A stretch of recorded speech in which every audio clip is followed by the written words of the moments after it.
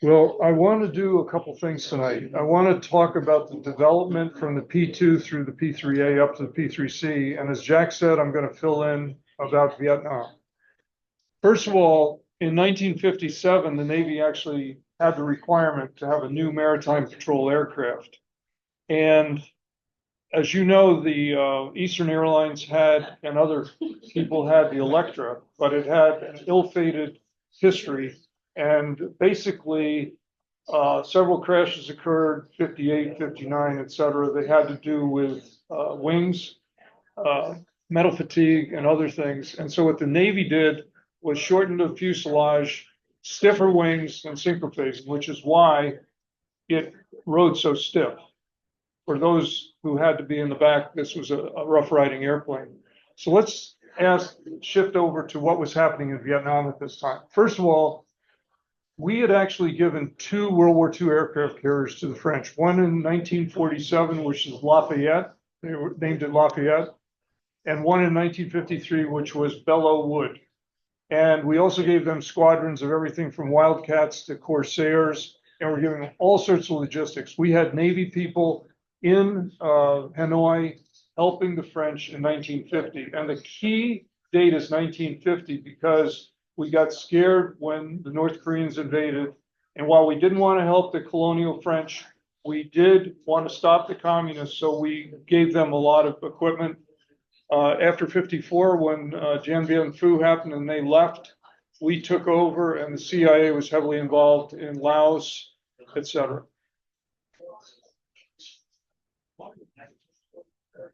In 1962, the Cuban Missile Crisis, turns out that the first P3As had been given to VP-8 and VP-44. And this famous picture is of VP-44 plane flying over a Russian freighter. Remember, they were bringing rockets, supplies, missile stuff, and a US destroyer. And that's a book, if you're interested, 1 Minute to Midnight.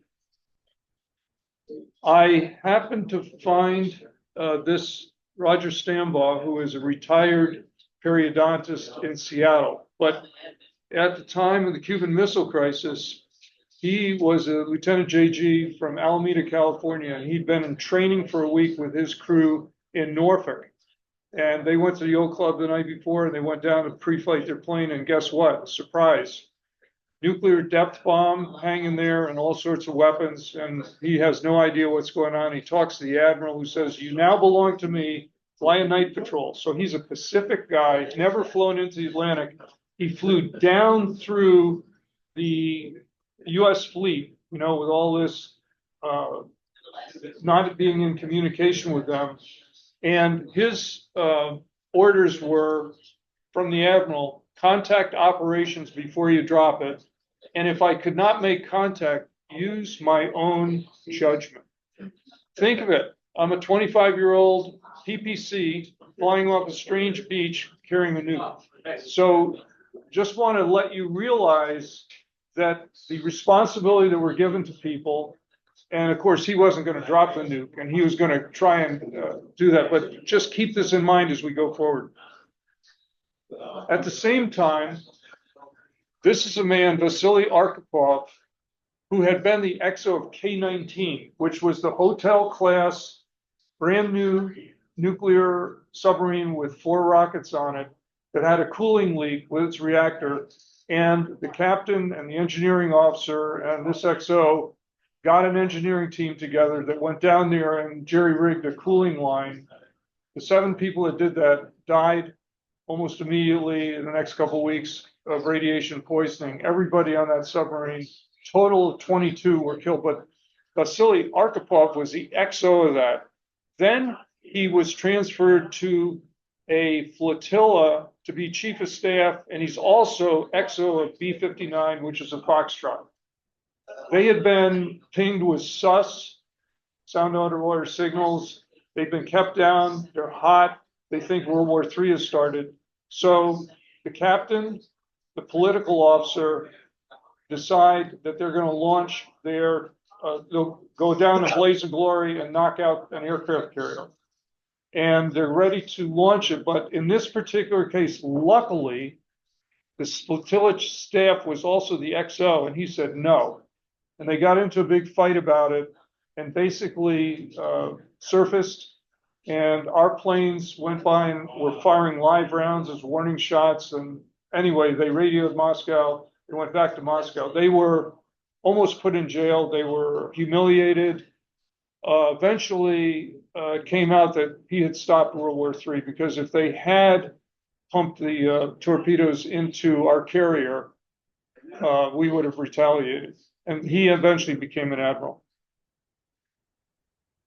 Now, in 1960 to 65, the Navy was involved with bar cap, and this was barrier squadrons. And these Willie Victor planes would go up for about a 16-hour patrol. And what they were doing, we had a DEW line, distant early warning line, you know, up in Canada and over Alaska to catch inbound Soviet bombers. But we had vulnerability on the seas in the Pacific and the Atlantic. And so these guys are standing up. It looks to me like a ship combat information center. But some of our people in 45, Stump Ritchie, who was a TACO when I was in 45 and 76 onward, he had served on these things. And we talked about the Soviet development of a submarine launched ballistic missile, which was the Hotel. That's an Echo 2 with guided missiles. And then this is a Krivak, which was state of the art. Remember, the Recce was Hot Dog Pack, which was surface missiles up here in the front. And it had, stack, 2 guns in back. Juliet subs were deployed in 1963, and when we were over there in 78 and 79, over the shoulder tactics, that's actually a real picture somebody took in our squadron, which I managed to get. 1964. Now, Jack had talked about what was going on in the Gulf of Tonkin in August of August of 1964, the Gulf of Tonkin incident, when the Maddox saw torpedo boats coming out. There's a little more to this. Maddox was up there just off Haiphong in guarding what was called DeSoto Ops, which was above top secret covert operations. We had trained the Vietnamese to take Norwegian, what are called nasty boats, which were like motor torpedo boats, with commandos. And they were inserting commandos into North Vietnam to destabilize and get intelligence. Almost every one of those commando teams was picked up. And the Maddox, I think, was up there as a guard on DeSoto Ops. And of course, these torpedo boats are running up there, and the North Vietnamese are savvy to it. This has been going on for months. And they come out with their torpedo boats, and then there's a fear that they have been launched. But what really happened was Johnson had been aching for a reason to retaliate against the North Vietnamese, and they used the Gulf of Tonkin resolution, which, by the way, didn't declare war. It was that he had the ability to retaliate, which went from us having, say, 40,000 troops in South Vietnam to 553,000 at the end of 1968. And this is the Mustang. Ford tried to keep down her $2,500, which is like $29,000 today. And everybody's smoking after a good flight on Pan Am, smoking the Viceroys. Let's see. And we'll talk a little bit about computers. In 64, IBM was dominating 70% of the computers. That's the IBM 1000. Did anybody have any experience with this thing? But what I'm trying to show is commercially what is going on, because we're going to talk about how the Navy developed. So, first of all, I'm a pilot talking about computers. That should warn you. So some of this may not be true. In 63 to 65, Sperry Univac developed what was CP823 central computer, which had a way to integrate sensors, and it had a multi-purpose display And they simply called it a new aircraft. So the ANU was this new modern aircraft. And if you look on the side, all of the companies that were supporting it was Grumman, Lockheed, Univac, That's what's down there. This was taken at Warminster. In 65, Univac got a contract for what we know, CP901 computer and the programming, and they supplied it to Lockheed, who then came up in 66 with their digital avionics system. And at the same time, in 67, anti-submarine NTDS, Naval Tactical Data System, was installed on the carrier Wasp, Kolsch, and Vogie. And by coincidence, my first midshipman cruise was on Wasp, which was out of Quonset Point. And this is a little look back. World War II, Dilbert Dunker, NFO, pilot, aircrew wings. We all went through that. And is it still there, or is it too old to? There's a variation of it. A variation, okay, but all of us went through that one. This is blast into the past. These were the planes I was trained on. First T-34 Bravo, solo, maybe 40 hours. Then over to the T-28, which had a R-1820, which is a B-17 engine. It varies from 1,200, 1,400, 1,500 horsepower. T-28s in formation. Notice all of the oil coming down the side. And then an S2, we were trained in Corpus, 2 R-1820s. So I was asked to give a heritage brief. They had a guy from the West Coast, an old guy, give it, and I gave East Coast, and I had a picture of this engine, and it was a really brand new engine. And I said, does anybody know what's wrong with this engine? Because you can see the whole thing in the tarmac. And finally, this old craggy admiral, P.D. Smith, who was the man, goes, there's no goddamn oil on the ground, because if there was no oil underneath it, you were suspicious that it just come from the factory, and we wanted to see the oil. This should bring back some memories for tacos, the T-29 in Corpus Christi.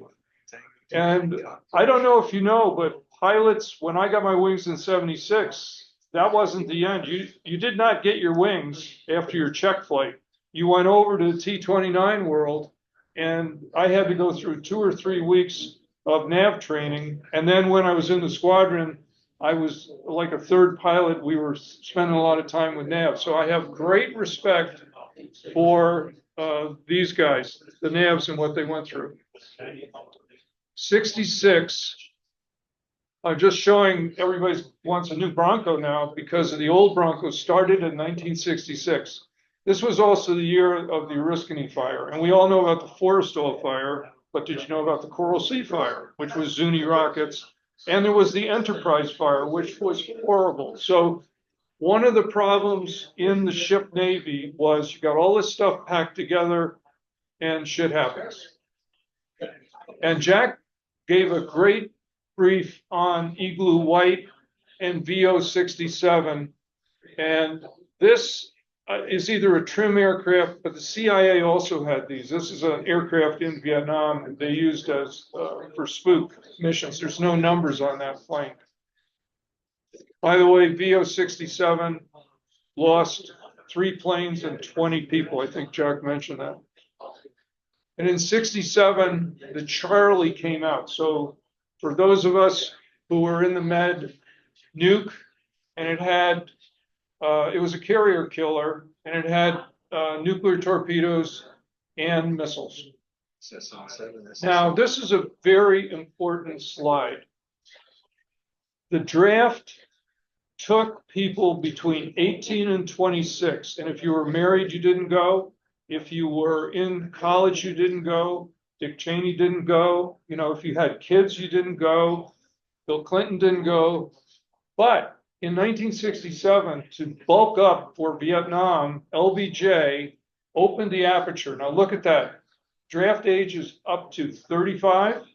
they took married people, and you only got 4 years of college. That meant if you were like me, hovering on the edge sophomore year with calculus and stuff, if you failed, you could be in. And so the professors often gave people some slack.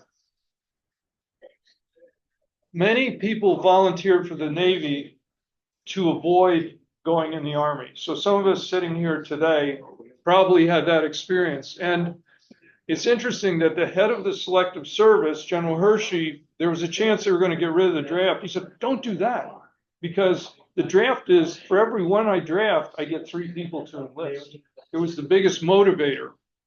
3.4 million people served in various times, either in Vietnam with the Army, or I was on ships, blah, blah, blah. And this was also a peak in 68, as I mentioned, 553,000. Now, Jack showed this exact picture, and I share what Jack says. You find these pictures, and this one with Sierra Gulf on the tail is Cameron Bay. And it was interesting that they were only there for a while, as Jack said.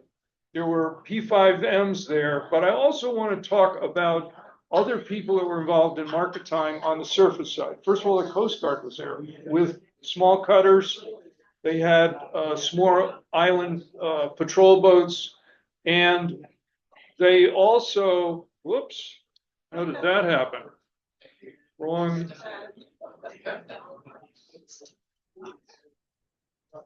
They also were, as Jack really made a good point about, Sihanoukville, right here was where a lot of the stuff was coming in by junks, and the VC supply went from 75% to 10% between 1964 and 1967. And while the P3s left, there were still river patrol boats, there were swift boats, there was the Coast Guard until about 1971, there were Navy destroyers, and I'm a Navy ROTC guy, class of 72. Anti-war riots at my school, we started with 77, graduated 17. I volunteered for destroyer off Vietnam. I went with hardly any school. I just got a lot of shots, and I went to a gunline destroyer here, right below the demilitarized zone. And we were involved in supporting the South Vietnamese, and we were down to 100,000 people in Vietnam in 1972, and the North Vietnamese took advantage of it. Easter offensive, they took over Quang Tri province, they invaded a lot, they held Quang Tri province up here until September. They held it for 6 months. So we were involved with shooting, and our ship shot 33,000 rounds in 8 months, which is not good because the barrels warped and then there's misfires. We were also involved in raids up to Vinh in the north, and basically harassing them, and they would harass us by shooting back. So there were other things going on. 1969, that's the Javelin, which was a car of the year. And that, of course, is Woodstock in 1969. I'm just trying to show the different things that were going on. This is Admiral Ed Waller, Mr. P3. I heard about him. I never met him, but he was the guy who led P3 Charlie development. And I just want to point out a couple of things. This is the first mouse, 1964. Doug Engelbert from Stanford Research Institute put that together. He also did a thing about that time called the mother of all demos. In it, he demonstrated the mouse. He demonstrated email capability. He demonstrated everything that we know today. He had all the pieces, and he kind of was flashing it up, and people in Palo Alto were just going nuts. In 68, the CP901 went into production, and then the first flight occurred, and I believe over 285 were built. This is Jim Cole. He was my friend in our in-flight tech, and he was one of the first because he was trained at BB-30 and then IFT training in Namtredet, which was at Pax River. They also were given 16 weeks of factory training. So these guys are like astronauts because they're going into this new technology. They're getting the technology from the companies, and you're going where nobody had gone before. And as you remember, this thing blinking and keeping it cold, and we're all wearing our flight jackets, and that's what a Ford looked like. And he deployed, the first deployments were in September of '69, and in November '70, they deployed to Keflavik. 1970. So that's the Dodge Challenger. Compliments of the Granite City, Illinois Press Dispatch. And how many people remember Admiral Zumwalt? So he has a mixed reputation. I was on that destroyer. I was, besides being the first lieutenant, the deck guy, and standing bridge watchers, I was the drug abuse officer, race relations officer, educational services officer. And one day, 2 years into it, the XO called me up, on the growler. I need to see you in my stateroom. We're underway. I go, what is it? Somebody pop positive? No, you're going to the Coral Sea. I go, that's an aircraft carrier. I did not ask to go to the Coral Sea. You're going. It's 1974, and they needed a few people because guess what? The Coral Sea was getting ready to deploy back to the Tonkin Gulf. And the reason I'm bringing all this up is Zumwalt came in. He had a mod squad. He had Z-grams. He listened to black sailors, and he was listening. They changed the uniform. It was all screwed up. But what he was is a safety valve. We had a safety valve on a boiler. He was a safety valve. Delta subs. Going forward now to 1975 and 1976. And before I do that, so I go to the Coral Sea, 12 boilers built on a battleship hull, bad overhaul, 4 boilers don't work, they're CAS-repped. We go from Alameda to Pearl Harbor, pick up a sink pack inspection team, they ride us to Subic Bay, and they relieve the executive officer, the chief engineer, and they would have taken the captain, but we're going for 7 months, and so they fly new people in. Why? Because we had a crappy yard overhaul at Hunters Point. It turned out that Coral Sea was there as Vietnam started to come apart. And Phuoc Loc, which was a province capital, fell in December, January. By March, the North Vietnamese were punching across from the Central Highlands from the west over to Route 1 in the east. And then Da Nang fell. Hundreds of thousands of people had to be shipped south. And we were there at the end in April 30th for what was called frequent wind, which was helicopters taking people out to ships. There were 50 ships. There was 5 aircraft carriers, including Okinawa. Okinawa, Midway, and Hancock had cleared their decks. The planes had been flown off, and Enterprise and us were the guard ships. And so we were in that fall of Saigon, and then 2 weeks later, Mayaguez, a merchant ship, was taken, and they flew in Air Force and Marines to try to retake Koh Tang Island off Cambodia, and we were the recovery ship for all of them. And then I went to flight school. So 73, there's the Gremlin, and I just wanted to show acoustic station to get an idea how the P3 is building up. And NAVFACs there's more of them. You can see the string of them, and there's the North Atlantic Ridge, and there's Iceland, Broady Whales. So anybody know which NAVFAC this one is? It's in a cold place. Argentia, we have a winner. Thank you. I didn't know. I haven't been there. 1975, Apple computer, And Bill Gates is Altair 8800. Is that it? Yeah. He's showing it. I'm just showing that now we have P3 Charlies. This is the background. So we have a digital ASW platform, and PCs are going to be taking off. So I got to check in the squadron just as we were deploying to KEF, late December '76. We had visits by the Nimrods and the Dutch P3s, which were so clean you could eat off the deck. They were beautiful, and that's a great color. I mean, you can hardly see that over the North Sea, that plane. And then Andy White boycott, we had the only British exchange, Bob Hall, Andy White boycott, Flight Sergeant Mills and Flight Sergeant Bree, and White boycott said, I was surprised to see the U.S. Navy allow lieutenant junior grades to be plane commanders of 12-man crews, because that would never happen in Britain. But the way we had it was, yeah, the lieutenant commanders had a crew, but whoever the best pilots were had a crew, and Denny Lingle was one of them. He was a JG. And there's the dreaded prop diagram.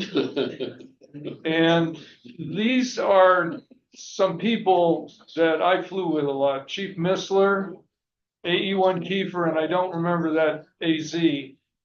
But Chief Missler's the one who said, remember, if it's the first of the month and you wake up and say rabbit, rabbit before you think of anything, you'll have a great month. That was his guidance. And I've been trying to do that my whole life, so it hasn't worked out. First women in VP, and for us, I think, is Patty here, Patty Lillfoot. She was, I think, the first. Wow. And then it came on. This is the first class mess. An AO1, Jarrett, Passanen, and Ferry. This is Bob Stevenson who came, and he was special. Did anybody remember him? He had been a machinist mate, enlisted, NAVCAD, flight school, gifted pilot, VP 31, flew DC C-47s and stuff in Vietnam. And he was a real leader, and he had a good time at it. So he had just showed up. We had a debt in Bermuda. This new guy flies over, and he's a happy guy. And we're flying back, and he goes, you ever do a single power setting landing? And I go, what's that? Because that's something in the West Coast, I guess. And he goes, you just set the power at like 12,000 feet, and you don't touch it again, and you land. And I go, that's ridiculous. So about an hour later, we're coming down from Savannah. He goes, you think I can do it? And I go, no. And he goes, okay, I'll bet you beer, horsepower 700. Well, that was at 13,000 feet. The good news was on downwind, he was at 5,000 feet. Okay, and you're supposed to be at 1,000. And then he was at like 1,500 at the 90. And I go, this will be interesting. He goes, ask for a 360. I go, you can do that? I go, can we do a 360 to the tower? And I go, yeah. And he goes, so I owed him a beer. He's a special guy. He's now deceased. But we were in, as you know, Sigonella a couple times in 78 and 79. And that's a picture of the P3.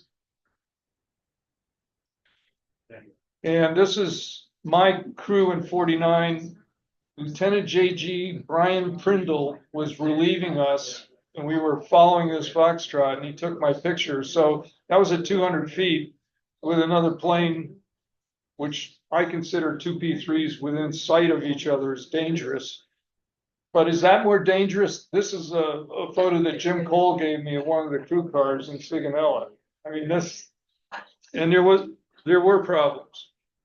And that's the Italians. That's an S2 and an Atlantique. And that's a picture from SIG.